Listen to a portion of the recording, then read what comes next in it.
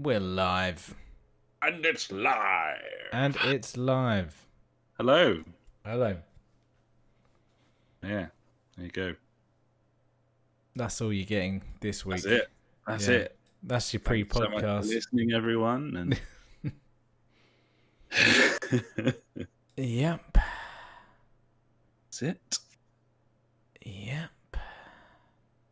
I'm desperately trying to think of something I've done this week. And,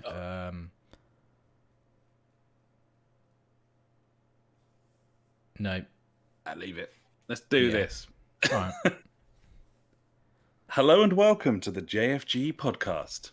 This is episode 257. My name's Alex. I'm joined, as ever, by my very good friend, Ash. Hey, buddy. We were just discussing how, with this being like the 15th, 16th week of like pandemic-y, lockdown-y times, Yeah. we've done absolutely fucking nothing. And there's nothing to talk about our lives or anything like that. Yeah. I did gardening. There you go. Next week, my beer might be ready to drink, so that's good news. Nice. Like it. I ordered some more malt and hops and yeast. Gonna make more beer because I like beer.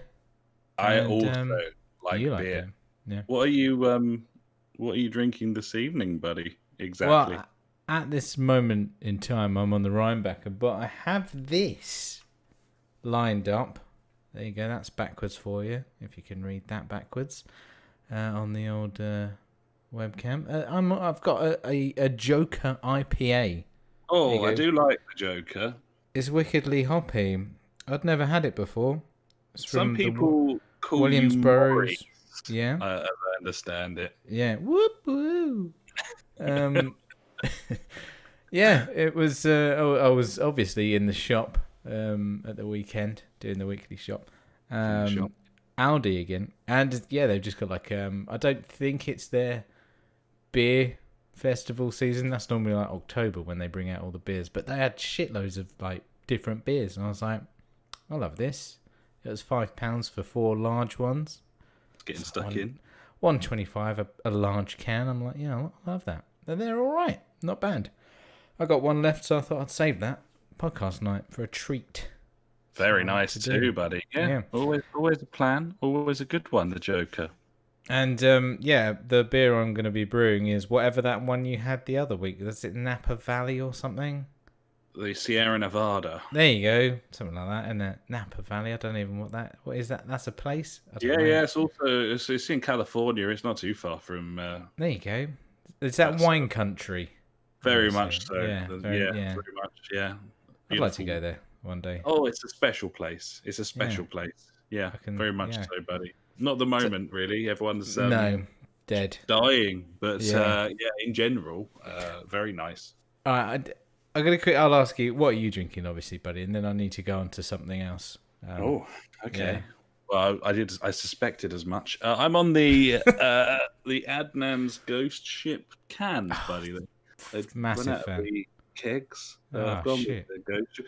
Citrus Pale Ale, buddy. It's a really nice beer. This it's a bangerang, Rufio. Yeah, it's a beautiful session beer. Like it's very drinkable. It's got a certain tang to it, a certain I don't know what. And Citra, I'm gonna go for. I very much enjoy it. It's very nice. So I was at work obviously this week because I've been at work throughout this entire thing, as we all know. You do that all the time. Yeah, I do it 5 days a week. I love it. Can't get enough of that work. Never stops. Yeah, and we're having a discussion about the coronavirus, which is out and about, and I get confused. No, not confused. These people are stupid, right? Right. They're going on about how it's.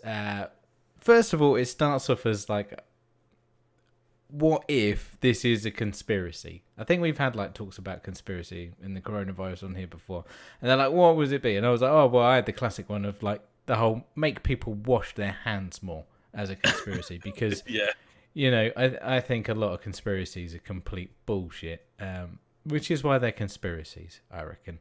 Now, one which I could kind of get on board was that it's a whole like reset on the planet, so we need everything to fucking stop for a few months so that the planet can like heal. I'm like, okay, It's Avengers Endgame light.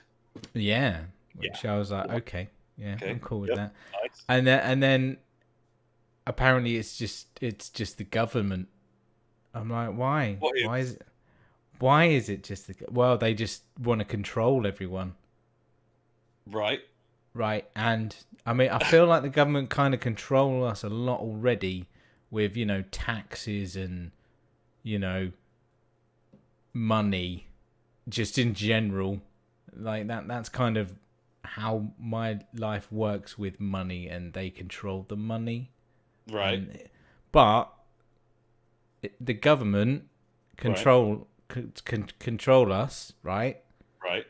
So they can control us more, and the rich get richer. I mean, how are the rich getting richer out of this situation? Well, I mean, anyone can find a tenner on the floor is the first thing I'll say, buddy. But also, did the government release the virus? Is that how they're controlling us, or is it? Yeah, it could be. Or is it these are all possibilities. So, this guy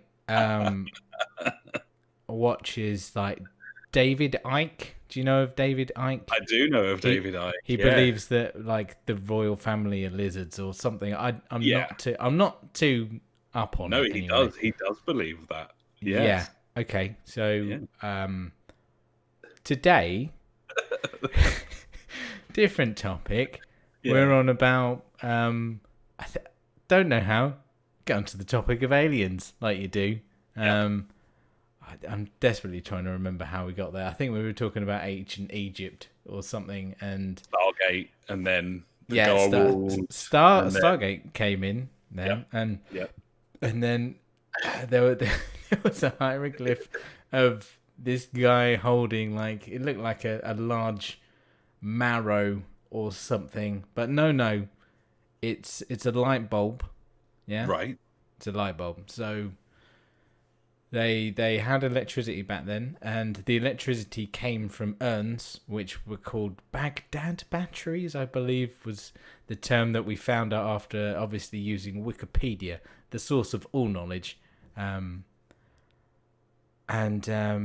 all had like elongated heads, not because they had a disease, but because they were aliens themselves. Right. And I mean, I was just like, yeah, I believe that.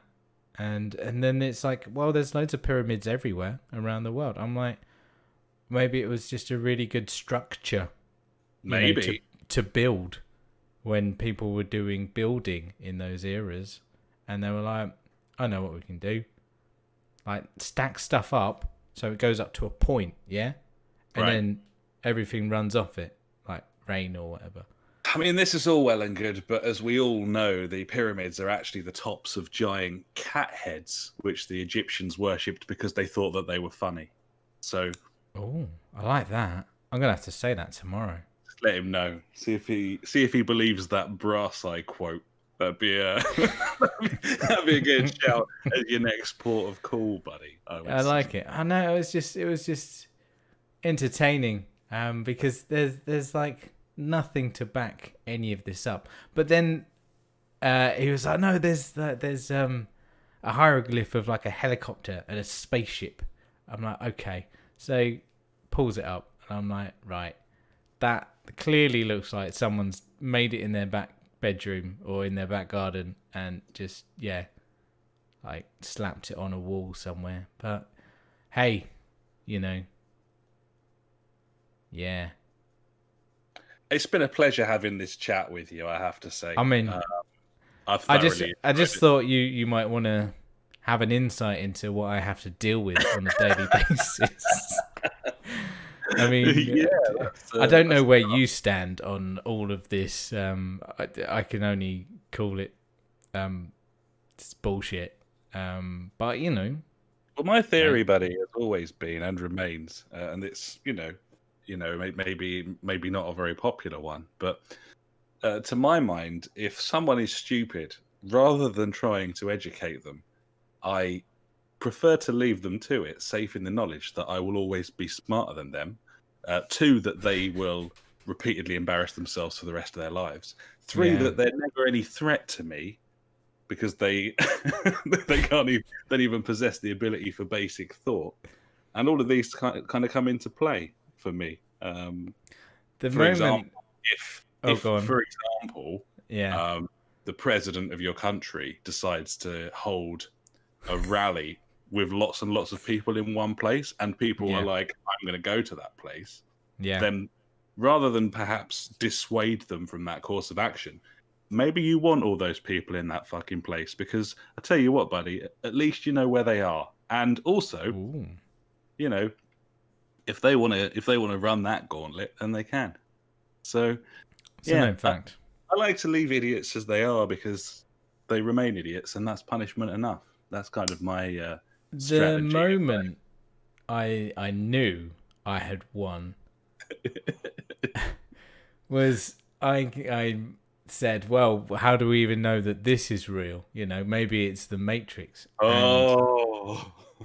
And then I'm trying to remember. I'm pretty sure that the phrase was, well, that's been proven to be true.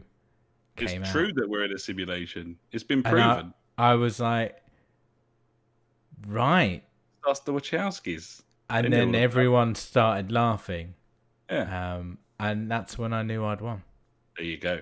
That's when you knew you were fucking cock of the walk, king of the hill. Yeah. And needn't worry any further, buddy. Nice to I know. Need to worry. Yeah, it was good. Anyway. Thanks very much. I'd made some filler content for you there. I enjoyed it.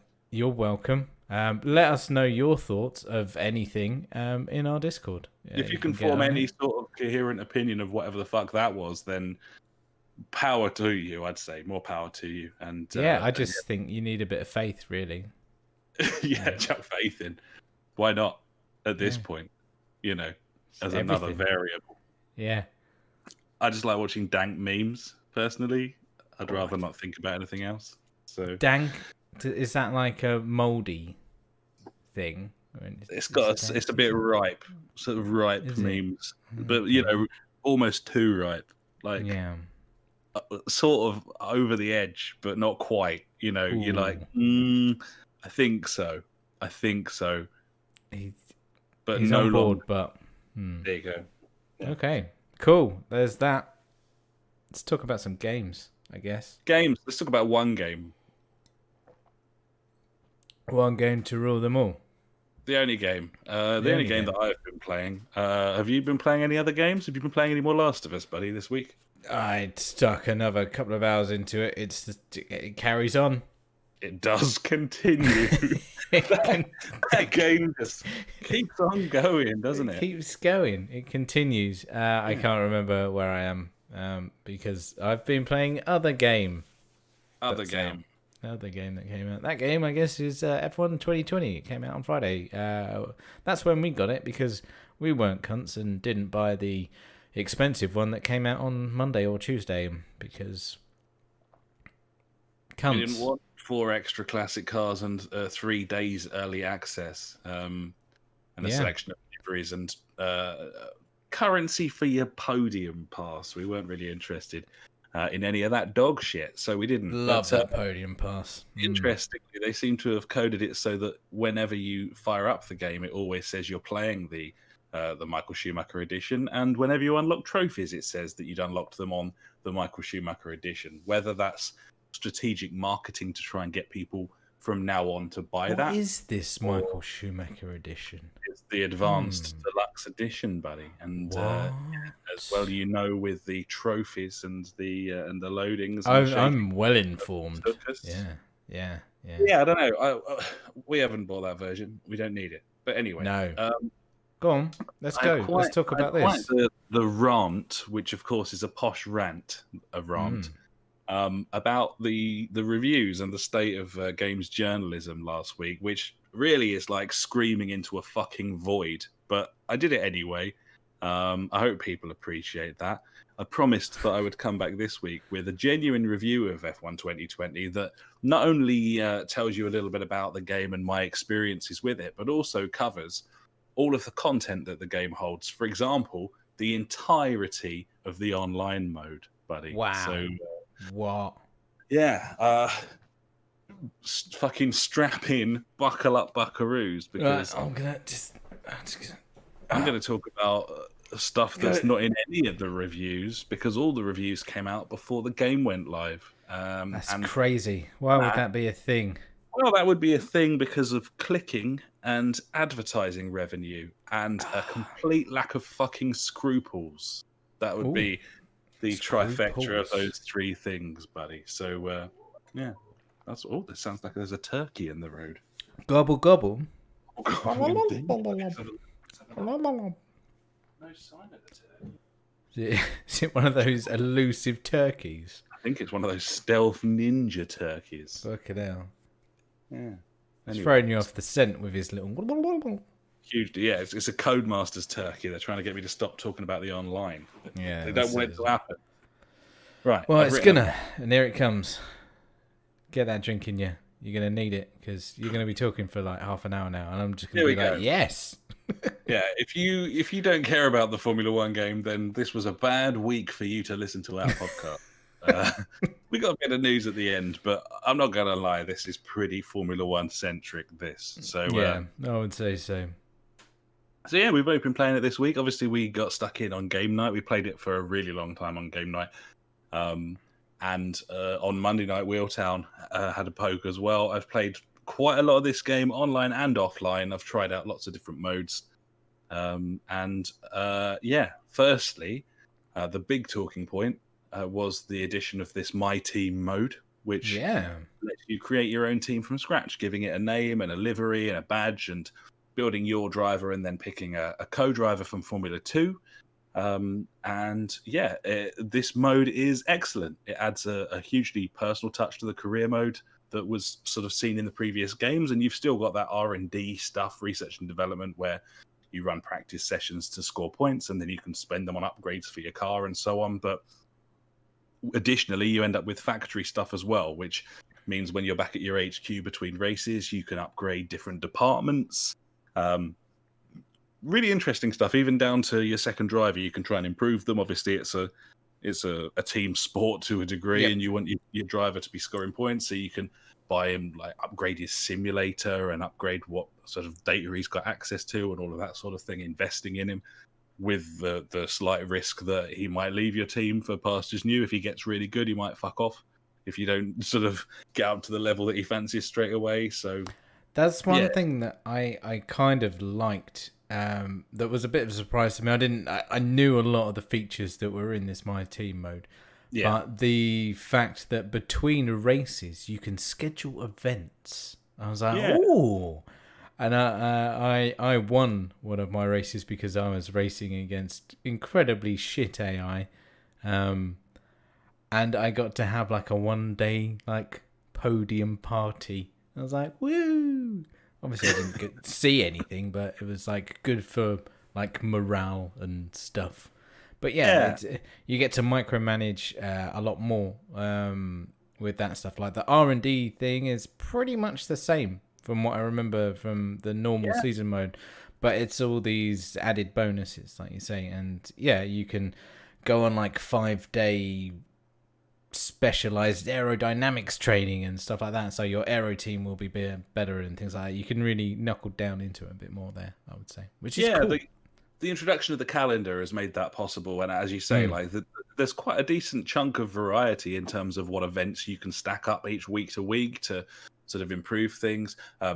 If things do go very poorly for you, or you misspend or have problems, then you've also got the ability to shut off certain areas of your factory for money saving and that sort of thing. So it's pretty robust systems, and the addition of sponsors as well. You pick one when you make your team, but you can start adding more and more as you sort of rank your team up to the point where you can end up with 5 sponsors in the end, all generating revenue for you each week. And more money. It's really cool. What isn't cool is the addition of Podium Pass. This the content is just more liveries and gloves and helmets and Love a bit of helm. a load of bullshit, basically. Bullshit that could just be in the game. Absolutely. And it's stupid and annoying, but there's no shortage of non-podium pass liveries, decals, colours, and editing to be done. So it doesn't really affect anything other than just being generally annoying and sort of cash grabby. The way that it parks this like paid for content front and center, showing you like a bullseye style, let's take a look at what you could have won after every single race or session, every or single session. thing. When you before it was just an XP bar that went up and sometimes never stopped with the sound. That was always fun. At least they don't have that issue. Well, I haven't come across that issue anymore. Now it's a case of you get your XP and it shows you like the shit you can get on your next level. Which is wank, I would say. One thing about all the what are they called? Fucking shit that you put on your car, decals and suits and what are they called? Yeah, liveries and your suit colours and all the decals, bits and pieces. Oh, that word's just gone. It's the one that everyone sells in it. Cosmetics. There you go. Yeah, that's the word. One thing that really annoys me in this game is with the colours. There's no numerical value. So trying to match up like your suit to your car, to your badge, to your any other colours is just a fucking nightmare on this game. And I'm pretty anal with that kind of thing. What's more annoying is there is in at least one of those menus, I don't know if it's matching the car to the stripes or the stripes to the car or something like that. You can see, when you got the stripes to the car. You can match colour with triangle. Yeah. But in the others, you can't do that. No. And you can't spin stuff round. It's just fucking shit. It's a bit poor, but it's their first stab at like this proper design system that actually matters. So it's a little bit light, but there's more than in the last one you could get decals for your multiplayer car, couldn't you? Yeah, you could design your multiplayer car. I don't know how many people actually bothered. It wasn't something you could use in career mode at all on the old game. But in this, I don't know. It's like, surely when testing it, they'd be like, oh, that's a bit shit. Maybe we should do something with that. But I think it's a matter of time and always has been. More than likely. They've got like an 8-9 month turnaround each year because they're releasing annually. This year would have been an excellent year to skip a year to come back with the next gen time round. The season was basically like postponed anyway, to the point where we've now got an official F1 game that doesn't feature the current official season. That's another thing that I think they could probably have quite easily added, was just quickly uploading, like, because you can pick like 22 races, 16 races, or 10 races when you go into the My Team thing. Why not just make it so that one of those options is the current roster of tracks? I guess why because not? you're going to be running a load of tracks that aren't even in the game this season because of the pandemic. So you're saying something that makes sense there, along with the fact that why can't I pick the amount of laps? That's always been a bit of a problem. Like the fact that you have to pick 3, 5, or 25% races. Like, we've never really understood why you can't pick 8, for example. Why not? Whether it's having to do a lot of simulation in the background in terms of like tire wear and all of that sort of thing, weather systems. I think that's why. I think they've set it as 4 or 5 different options so that they can program the mechanics and the simulation to those increments. I feel like there's math that could be used to fix that. I think so, and other simulations don't have this problem. I was going to say, you pick between 1 and 999 laps. So, I don't know. It's always an option. It's a bit of a pain, but yeah. Imagine if it was 1 or 990. One or the other.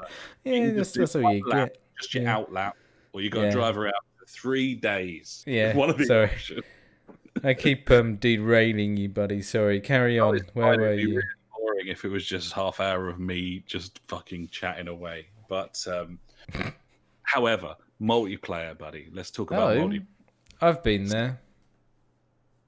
Multiplayer has zero additional content. There is nothing different except the actual menu has got a new skin for like lobbies when you're making them and stuff.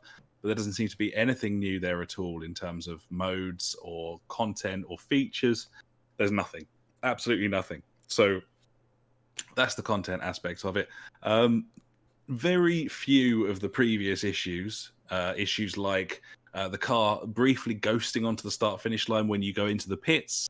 And that happens with every car that goes into the pits. So every time you're driving around in a race, suddenly you're greeted with a fucking terrifying apparition of a Mercedes very briefly before heading off down the start-finish line.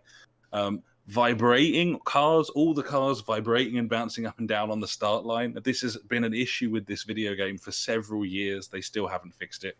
And the lag seems to be as prevalent as it ever was. I don't feel like anything's changed at all.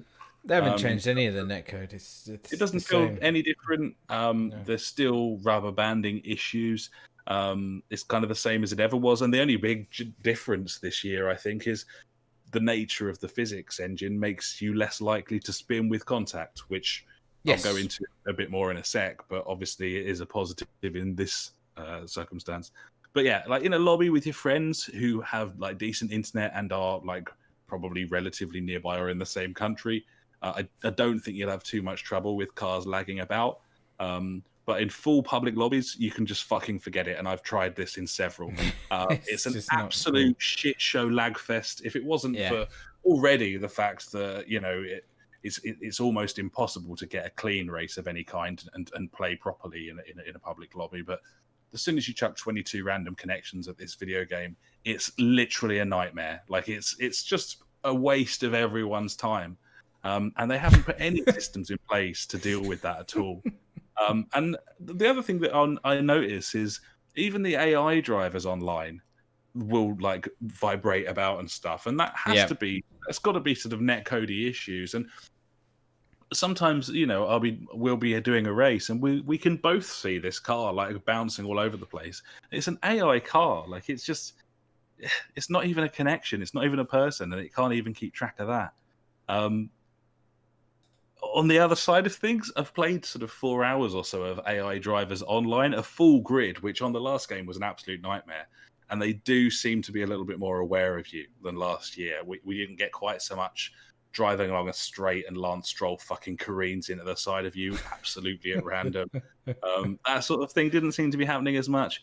And the main reason that it isn't a problem, even when you do make contact, as I said before, is this change to the physics and the spinning.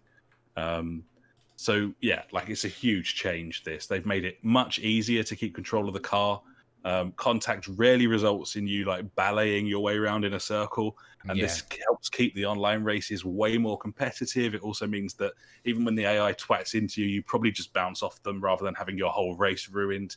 And all of this, just like this stability, it's like head and shoulders above previous years. The cars feel like weighty and like planted, and you can concentrate on driving really fast and also racecraft, like having really fun battles with people rather than feeling like you're on eggshells all the time, like bambying around the track. Like every time there's a shifting camber, you're like easing off the throttle. It's much better. It's much more fun and a whole lot easier, but not in a way that sort of feels cheap. It's not in a way that makes you feel like they've dumbed it down at all. If anything, it feels more complex in that you can now concentrate on the fucking fun of it and the important bits rather than just stability. You know what I mean? Makes a hell of a lot of difference, I must say. It does feel different, doesn't it, this year? Like, for the better, I think. Yeah.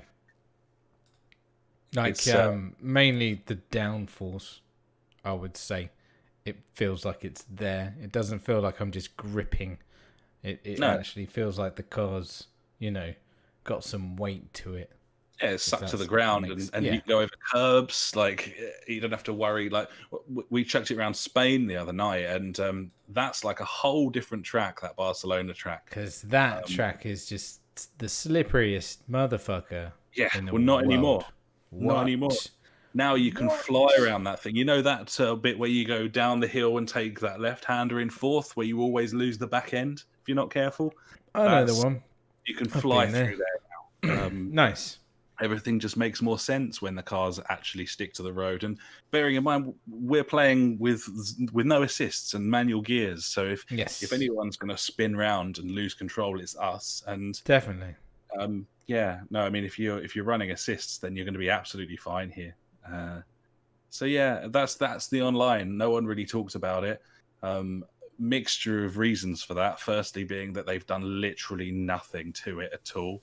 Secondly, it wasn't available for testing before they all decided to publish their reviews. Yeah, but obviously. The same problems that have always been there are still there, and it still means you can't just jump into a lobby and enjoy yourself. And other games have fixed these problems. Other games like Forza 7 and a GT Sport, there's incentives to do well. There's a proper system of skill level, and it locks previous lobbies if you don't get up high enough. And there's proper penalties for people, and they're not able to join another lobby for 20 minutes. All of these things could easily be implemented by coding. Yeah, of course. They just aren't doing it. And this is supposed to be an absolute non-contact simulation sport that they're making a game of here. And it just makes a mockery of it, really, not putting that effort in to those online systems, in my opinion, buddy. That's what I think. Yes.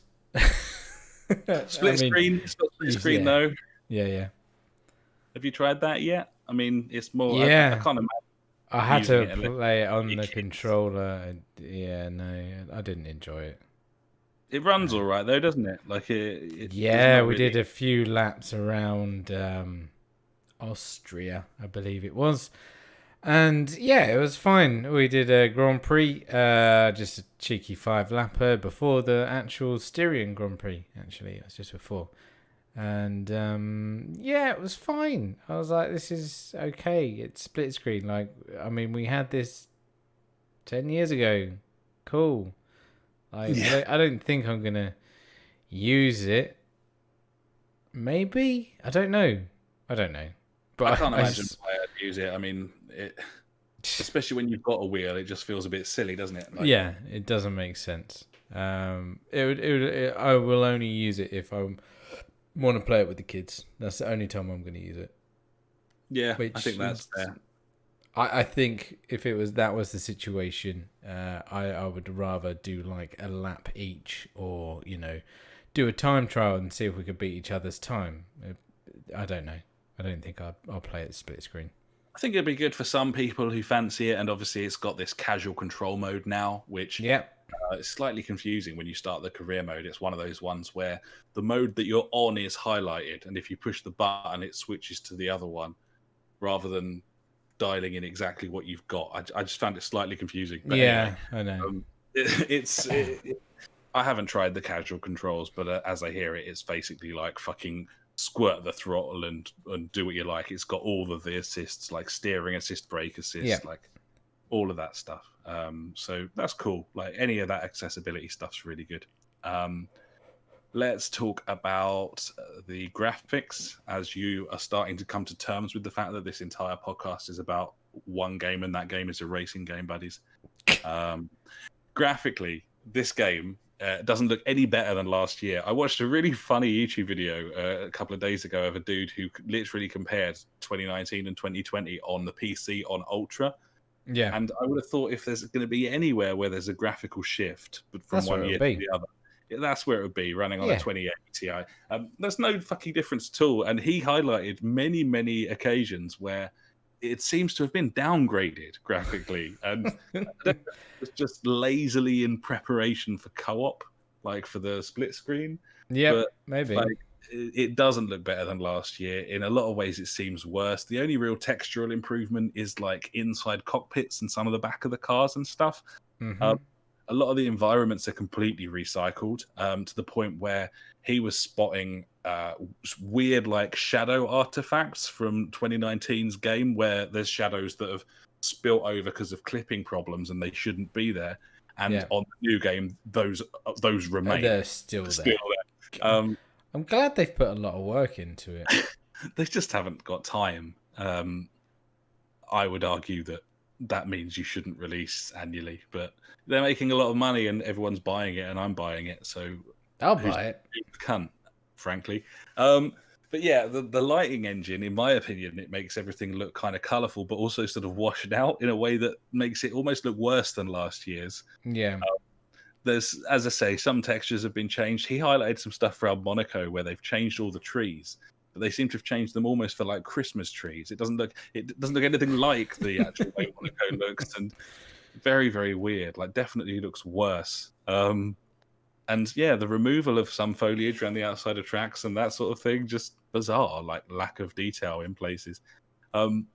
The biggest problem, and this is, I'm only speaking as someone who's played this game on the base PS4 and no other system, but they are heavily implementing a variable resolution here, to presumably to maintain that frame rate, although again, they didn't seem to have this system in place last year, and the game didn't suffer any sort of frame rate problems. It's always been a firm 60, the F1 game.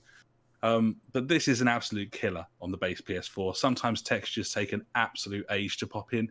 Sometimes the low-res asset never actually disappears at all. The res just seems to drop. Shit. It just seems to stay that way. Yeah, I had a race the other night where it loaded me into the pits, and I didn't have a wheel of any kind on the car. Don't need one. I'm probably going to need one of those. I went into the computer, came back out, and then it popped in with like a really awful low texture, like one of like a cardboard, and then eventually the wheel loaded in as the assets kind of streamed in from the request. There's real issues here. I'd imagine it's better on other ones. What I don't understand is I've watched several videos, including Digital Foundry videos, where they tested this version and they haven't mentioned any of these problems. I find that so strange. It's very strange. Suspicious in a way that makes me feel like what I'm playing isn't what they tested. I don't know. Maybe that's a conspiracy theory, buddy. Hello. Yeah, there you go. Getting paid off, are they, by the government? Are they keeping us? They're trying to control us. I think they are trying to control us, buddy. The resolution, sometimes when you're entering the pit lane, it drops so low, it looks like a fucking PS2 game. Oh, it's fucking... Even on the Pro, it looks... Oh, my God. You're running the Pro, aren't you? So you've got it's ridiculous. It doesn't seem to be making any difference for you. No, it doesn't. It still looks terrible when that happens. And it's so noticeable. I don't understand why. Well, that's the thing. The point of this variable resolution stuff is it's supposed to be difficult to spot whilst helping maintain the frame rate. That's the whole point of it. That allows you to have more detail than you normally would be able to, because you're loading things in sensibly. And hopefully this is something that future generations aren't going to be an issue once we're all running SSDs and so on. But the transitions between these resolutions on this game, I've spotted it in other video games as well, but they are so obvious and so distracting in this one. Like, it genuinely looks broken a lot of the time, where sometimes it'll form up on the grid and it just drops, the textures just drop down to like it's some sort of fucking storyboard model before loading back in again. It's really poor. Thankfully... Loading, mate. We need to talk about that as well. Yeah, the loading is really, really long on this game. Have you noticed that in that update that they brought in, previously it was just a black screen. Now at least it says loading in the top left-hand corner now, instead of just having a black screen, and you're like, is this what's going on? Oh my... It takes so long. It takes a really long time. I've had several times when the loading thing hasn't appeared until the black screen is gone, and then then it's continued to say loading throughout an entire race, and it's never gone away. Cool. I mean, there's a few issues. There's a few. But thankfully, it doesn't really do any of this stuff while you're actually driving about. The frame rate's like rock solid 60, no matter what's going on the track. You can have 21 cars formed up in front of you, all like locking up and flying around a corner, and the thing just doesn't chug at all. Like, it's really solid. It fucking should be if they're going to use this. Have you got a thing? Have you got a thing about the AI and how they're a bit more retarded, in a good way? Anything written down? I like what they've done to the AI. I do as well.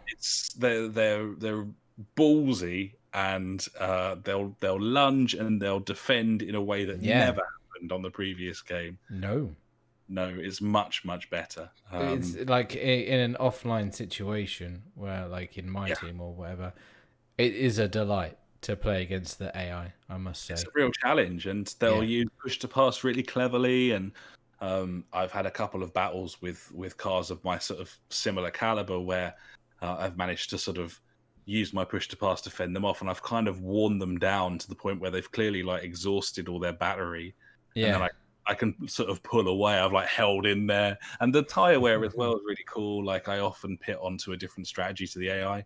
Often when they're on the reds, I'm on the yellows, and vice versa. And that means that if I can just keep sort of level with them, keep with them, then eventually they'll start coming back to me. And that sort of tactical sort of stuff is it's really good. Cool. They've done a very, very good job. Last thing I wanted to mention really was the new tracks. Obviously, it's not very often that we get new tracks on the official Formula One game, but we've got 2 new tracks this year. Although, with the way things are going, who knows whether Cody's of any sort of desire to patch in more tracks, bearing in mind season's kind of forming in front of us at the moment. Yeah, but that's a no. Added. Looks like cool. Imola maybe added a Portuguese Grand Prix as well, Hockenheim. So, I mean, I would pay like a couple of quid for these tracks if they wanted to. That's how it starts, buddy. I would pay like happily because there's a lot of work that goes into these tracks, like a massive amount. I would as well, to be honest. The new tracks are good. Originally, I thought only one of them was good. I actually quite like both of them now. Zandvoort's very good. I haven't played enough of Hanoi yet. Yeah. So Zandvoort is excellent, but it feels to me like it's the sort of track that is excellent on the game, but I'm not convinced will be a good race in real life because not a lot of opportunities. Not a great deal of chances for overtaking. But it flows beautifully and it really feels great to play. Like really, really great to play. Vietnam is all right. Like most of it's just sort of straights and hairpins, but Sector 3 is really fun. Like left Sector and right. 3 is tidy. It's cool, and the whole thing is quite a nice tactical challenge, even if it isn't that great a circuit, because it's so hard with like push to pass and DRS to get away from folks. So, like to build up a big enough gap through Sector 3 to the point where you can stay ahead of someone until you get there again. It's a bit like when we do our GT Sport racing around the Nordschleife in camper vans. Like, whoever's at the front can build up like a 10-second lead if they want, but that track ends with like a 3, 4, 5 mile straight, and everyone will catch up. It doesn't catch matter. Up on. You're gonna get caught. And push to pass and DRS is catch up, basically. Yeah, totally. So, it's tactical and it's quite fun. But Zandvoort's definitely the standout of the 2. I think in real life, I think Vietnam could be really fun, actually. It's going to be interesting. Yeah. It's going to be all in all, accidents. My conclusion, very, very long, almost like a sort of F1 special. Apologies for anyone who's not interested, although you've probably already switched off by now. All in all, this is a great game. It's well worth picking up for fans who want like in-depth racing and loves the sport and buy it regularly, even though it iterates rather than revolutionizes. Like for those running a wheel and no assists, like the handling model improvements are night and day compared to last year's, to the point where the old game feels almost unplayable once you get used to this one. If you're more casual and using a controller, if it's not so much the case that you're like, maybe if you're running assists and stuff, then you're not going to feel the handling model difference as much. And unless you've got like a burning desire to do the My Team mode or try out these 2 new tracks, I don't think there's a great deal of value for you there, really. But yeah, for anyone running manual no assists, the new tracks and My Team mode more than enough to justify a purchase alongside the handling. Just don't expect it to look like any different to last year's game or have any new interest from an online perspective. And then because I wrote rather a lot about this game, buddy, and I've been talking for a while, I will give it a score, even though it's not something I've ever done with anything before. 3. It's an 8 out of 10 for me. It's kind of an 8 out of 10. It's fucking great. I love F1. It's a great really, sport. Really good. I'm hooked on this video game, but from a like year-on-year standpoint, I think they've done more than they had done for some years to add more stuff to this one. That's true. I could, yeah.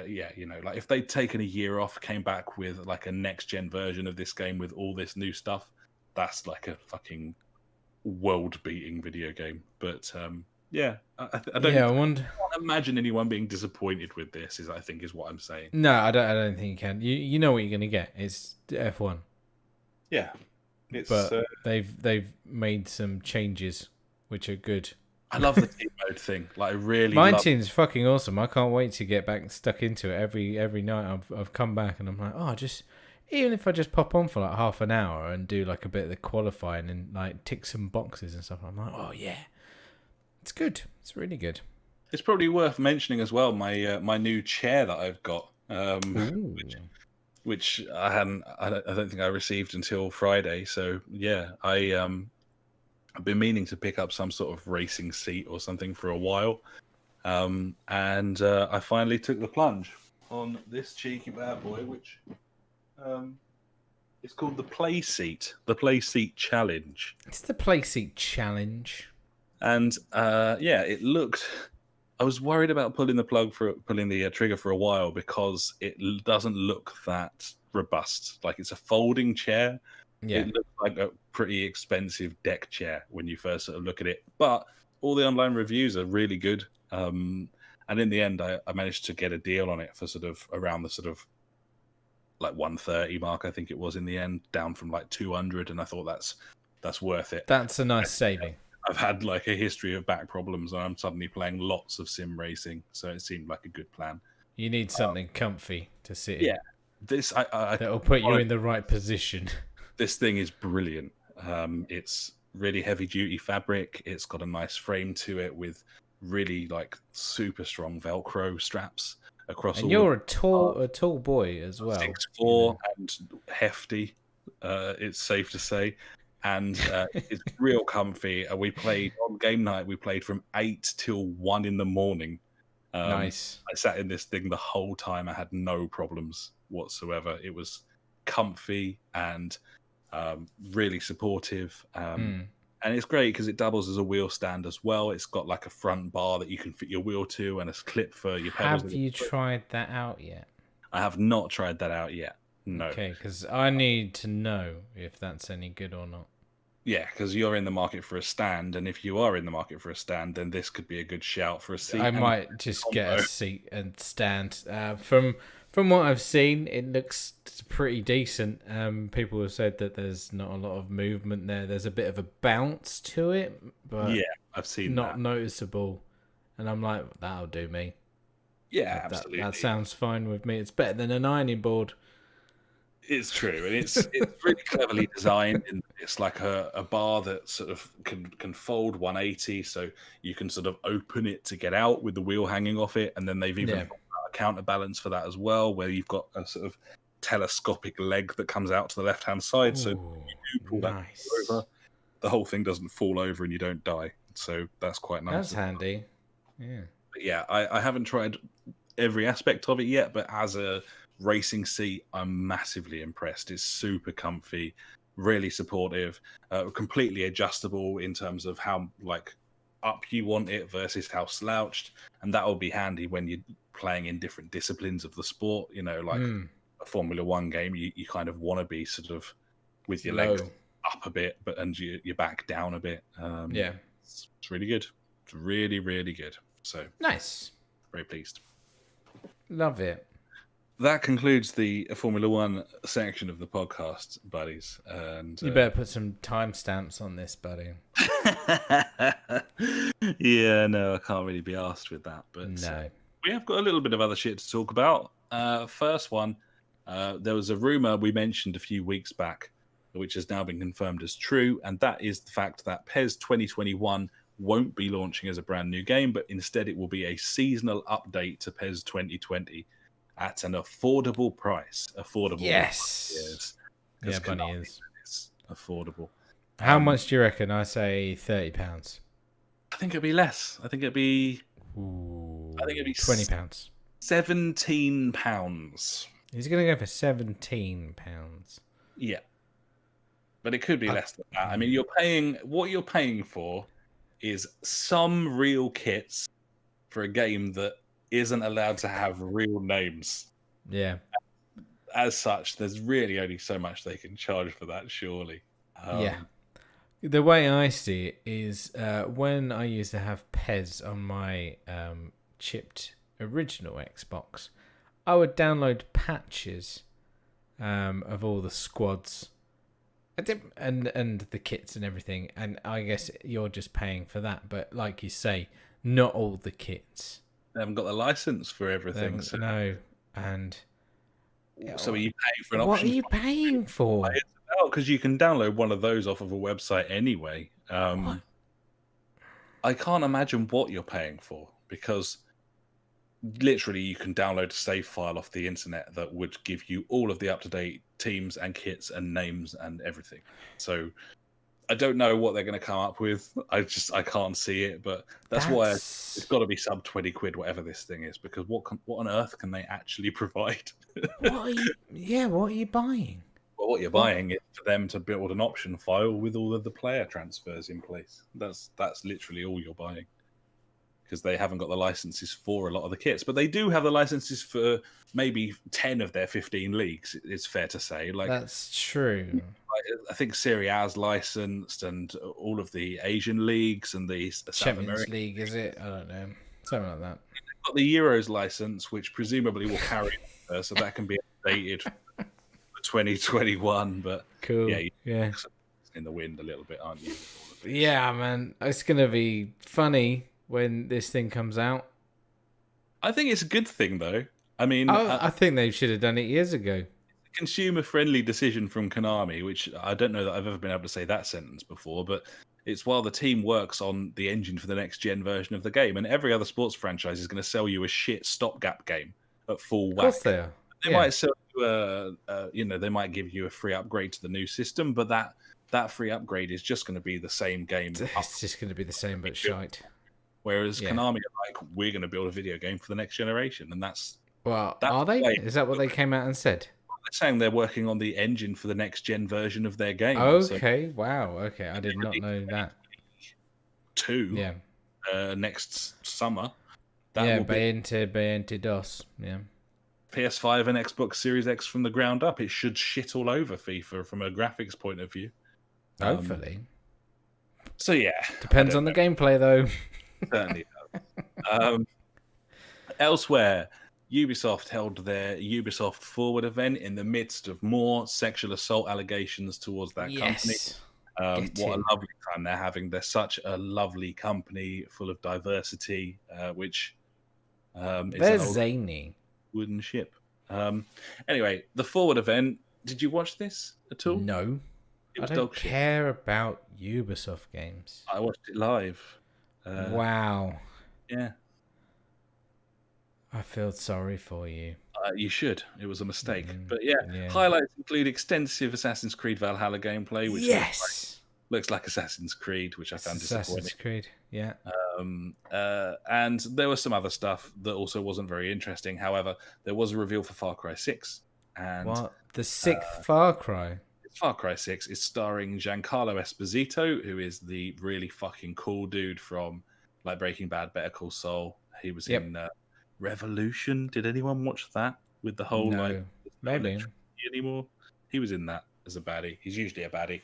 He looks like he's going to be a baddie in this as well. It's kind of like a urban setting, so it's a sort of like very sort of Tropico-esque sort of island that we're going to be looking at on this occasion. Drugs, got it. Looks like it's a much bigger like urban environment. They've also said it's the biggest island map we've ever done, which with Ubisoft rarely means a good thing. But he's really cool. The I can't remember the name of the kid, but it's like he's like a father figure. A young kid who he's grooming to be the like El Presidente, and they've signed up the kid from Coco for that, who I thought that kid was a really good voice actor in Coco. Yeah, especially for a kid. There was no gameplay shown because this was a Ubisoft event, so heaven forbid they show us any gameplay. They just showed us like a 5-minute fucking teaser CG, as you'd expect from them. But love it. I actually really enjoyed Far Cry 5, even though it was a bit wank. And Cosmic Dad is getting the same sort of feeling as me by the sounds of it, as he popped into our chat this week and said the following, buddy. He said, "Oh man, Far Cry 6, bad guy is Giancarlo Esposito, the modern bad guy actor. That makes me so conflicted because I just know the game is going to be a glitchy pile of shit with exactly the same structure as every other Far Cry game. But now it's going to have really good cutscenes, maybe." Maybe. I mean, Far Cry 5 did not have great cutscenes. The bliss. Yeah. Far Cry 5 was a hugely entertaining game with a terrible story.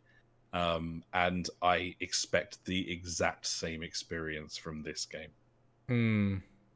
But yes. Yeah, I mean, he's a great actor. They seem to have a good cast in place. There's rumors that the little kid is actually going to grow up to be Vass from Far Cry 3, which I don't know why anyone would care about that. I don't know anyone who has like a genuine love for the Far Cry franchise. But either way, it's kind of entertaining. And it looks kind of cool in terms of the setting, and that I can see it working really well. Feels like it's sort of just causing it a bit. Like, does it not feel a bit Just Cause 4 to you? The Possibly, yeah, I could see that.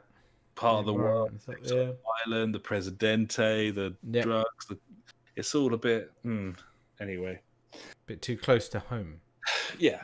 Finally, from me, buddy. Sony boosts PS5 manufacture from 6 million to 10 million units this year as perceived demand grows. Rumor had it that pre-orders were going to go live yesterday. That was Tuesday. And there was rumors that, they were going to suddenly be like, it's this money and you can order it now. But that didn't. Bye. No, the shit went live on Amazon Australia over the weekend or some point this week, I believe.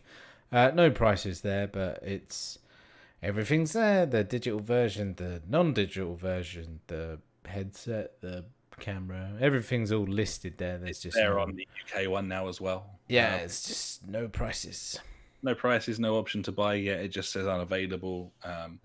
Sign up so they tell you when it's in stock, which in theory should give you an instant alert the moment that they make it live. But I think that the bottom line here is, judging by the sort of manufacture schedule they've got going on, is it doesn't look like it's going to be that hard to get one based on 10 million units to last them through the pre-order season and through Christmas. That would be utterly record breaking for them to sell. That'd be amazing. Especially with another console coming out at the same time. Yeah, exactly. So I don't think we need to worry too much at this point. But there was another. Did you see that screenshot of like a black PS5 with a red, like a special edition one with like a red light rather than with the red glow? Yeah, I have. I've seen a lot of fan made ones as well. But I have seen the black one with the red. Yeah, it's all right, isn't it? Yeah, I mean, obviously we're still not set on the looks of the thing. I think it looks fucking horrible. I think it looks dumb. But we're only a few days away from the Xbox event. Yes. Which we should be able to talk about. I don't know if it's in time for next week or the week after, but we'll be able to cover that. Well, when we do, isn't it? And so that's kind of going to be sort of interesting. And perhaps if Microsoft announced a price at that event, then Sony would come out and announce theirs. It seems to be a game of chicken at the moment. But I don't know if I mentioned I've cancelled my Game Pass. I think I did. I don't know. Yeah, you said like even if you pick it up again afterwards, then you're saving a bit at the moment, aren't you? Yeah, there's nothing on there that I want to play at the moment. I think I had a look at the games coming out this month or week or whatever. Nothing really grabbed my attention, which was a shame.